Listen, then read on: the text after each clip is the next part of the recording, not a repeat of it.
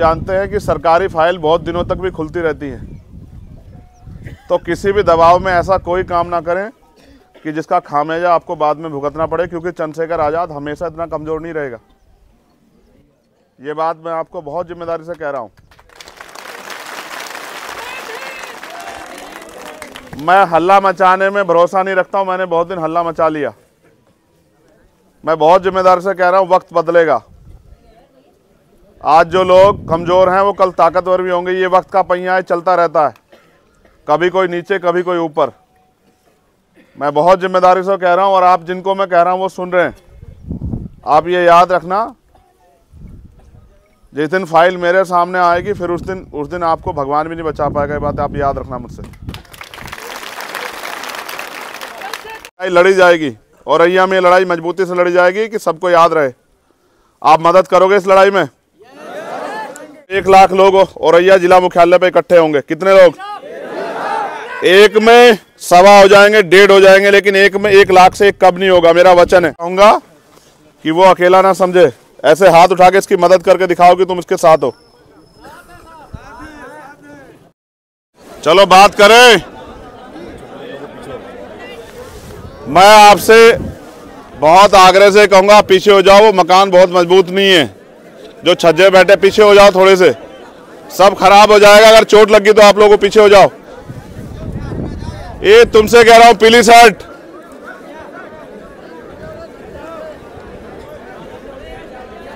अब मेरी बात को गौर से सुनो।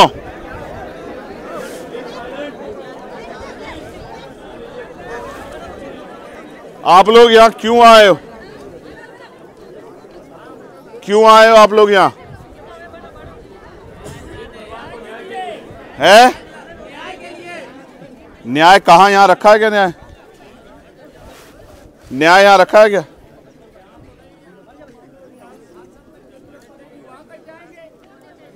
अगर आप जाते तो ये दिन थोड़ा देखने पड़ते हैं। हमें सहयोग चाहिए था आप लोगों का। कौन कहता हम सहयोग नहीं करते हैं? हम तो उसका सहयोग भी करते हैं जो लड़ाई लड़ता भी नहीं है। हम उसका भी सहयोग करते हैं। आप तो लड़ना चाहते हो। ये गौरव, ये 12 साल के इन्होंने अपने पिता खो दिए और इनके पिता की जान प्राकृतिक मौत से नहीं हुई है, बुखार आने से, एक्सीडेंट होने से या किसी और बीमारी से। इस जान के लिए बहुत सारे लोग दोषी हैं, जिनमें आप भी हैं। आपकी चुप्पी, आपकी लापरवाही और आपकी गैर जिम्मेदारी अपराधों को बढ़ावा दे रही है। लड़ाई आपकी है, कोई और क्यों लड़ेगा? आप 13वीं में इतनी बड़ी संख्या में इकट्ठा होते हो, आप शादियों में इतनी बड़ी संख्या में इकट्ठा होते हो, लेकिन जब न्याय दिलाने की बात आती है तो आप डर के घर में घुस जाते हो। क्या हो जाएगा? ज्यादा मुकदमा लग जाएगा। क्या हो जाएगा? ज्यादा जेल चले जाएंगे। आप उत्तर प्रदेश उठा के देखोगे तो रोज कहीं ना कहीं 10-20 लोग मर ही तो रहे हैं जिलों में। आप इतने लोगों के मरने के बाद भी जागना नहीं चाहते। मैं क्या करूं? आज मैं आ गया हूं तो आपको लगा कि चलो भाई आ गए तो भाई के साथ चलते हैं। मैं आपसे आग्रह कर रहा हूं, आप अगली बार किसकी हत्या का इंतजार कर रहे हैं? अपनी? अगर ऐसा माहौल नहीं बनेगा न्याय प्रिय, कानून व्यवस्था वाला, तो फिर किसी की हत्या होगी ना। मैं गौरव को ये वचन देने के लिए आया हूं कि उसके परिवार को अब कोई आंच नहीं आएगी। क्या मैं आपकी जिम्मेदारी पे ये वचन उसको दे दूं? हाथ उठा के बताओ। गौरव, ये सब लोग तुम्हारी मदद करने आए, तुम इनका धन्यवाद करो। हाथ जोड़ के धन्यवाद करो सब लोग।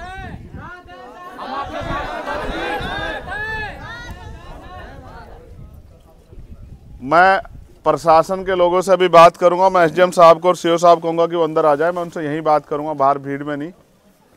लेकिन मैं पुलिस के अधिकारियों से ये आग्रह करूंगा, मेरा आग्रह ये, मैं भी आपको कुछ और क्या कहूं, मैं आपसे, मैं इतना ताकतवर हुई नहीं अभी। इन्होंने मुझे ताकतवर बनाया नहीं है। इनको गुलाम नेताओं में ज़्यादा मजबूत नेता दिखाई देते हैं। तो मैं आपसे आग्रह ही कर सकता हूं, लेकिन मैं आपको ये भी कहूंगा आज बिल्कुल जिम्मेदारी से, आप जानते हैं कि सरकारी फाइल बहुत दिनों तक भी खुलती रहती है, तो किसी भी दबाव में ऐसा कोई काम ना करें कि जिसका खामियाजा आपको बाद में भुगतना पड़े, क्योंकि चंद्रशेखर आज़ाद हमेशा इतना कमज़ोर नहीं रहेगा। ये बात मैं आपको बहुत जिम्मेदारी से कह रहा हूँ। मैं हल्ला मचाने में भरोसा नहीं रखता हूँ, मैंने बहुत दिन हल्ला मचा लिया। मैं बहुत जिम्मेदारी से कह रहा हूँ, वक्त बदलेगा। आज जो लोग कमज़ोर हैं वो कल ताकतवर भी होंगे। ये वक्त का पहिया है, चलता रहता है, कभी कोई नीचे कभी कोई ऊपर। मैं बहुत जिम्मेदारी से कह रहा हूँ और आप जिनको मैं कह रहा हूँ वो सुन रहे हैं। आप ये याद रखना, जिस दिन फाइल मेरे सामने आएगी फिर उस दिन आपको भगवान भी नहीं बचा पाएगा। ये बात आप याद रखना मुझसे।